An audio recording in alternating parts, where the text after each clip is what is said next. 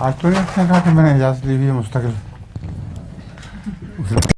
यहाँ भी तबलीग का तो सबसे अच्छा तरीका वो है जो कुरान की ने बयान फरमाया है, मन आसन कौलन मिम्मन दआ इलल्लाह व अमिल सालिहान, कि उससे बेहतर इंसान कौन हो सकता है जो अल्लाह के रास्ते में बुलाए मगर इस तरह बुलाए कि खुद उसका अमल भी नेक हो।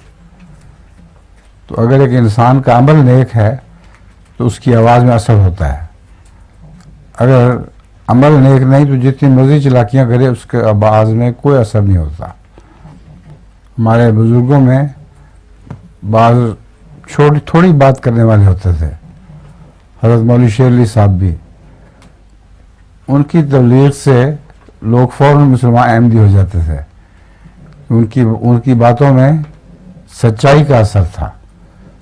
तो सबसे अच्छा तरीक़ा यह है कि सच अपने दिल में सच्चाई पैदा करो और अपने अमल में नेकी पैदा करो, फिर तुम्हारा नेक असर दूसरों पर पड़ेगा।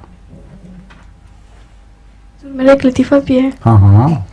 एक बच्चा स्कूल देर से आता है तो उसका उस्ताद उससे पूछता है कि स्कूल देर से आए क्यों हो। उसने कहा लग गई।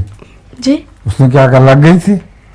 नहीं, वो अच्छा और है ये और है। हाँ सुनाओ। तो बच्चा कहता है कि मैंने आज बहुत नेकी का काम किया है। अच्छा। उस्ताद कहता है कि क्या नेकी का काम किया है तुमने?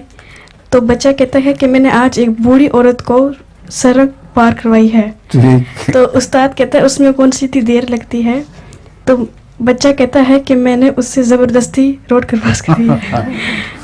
मानती नहीं थी, जबरदस्ती ले गया। ठीक है। और दो बच्चे लेट पहुंचे। एक बच्चे से पूछा कि तुम क्यों लेट आए हो? उसने कहा मैं मजबूर हूँ, मेरी अठन्नी गिर गई थी रास्ते में और बहुत मैंने तलाश की, मुझे मिली नहीं तो उसमें में देर हो गई। तो दूसरे लड़के से पूछा तुम क्यों लेट आए हो? उसने मैंने अपने पाँव के नीचे इसकी अठन्नी दबाई थी।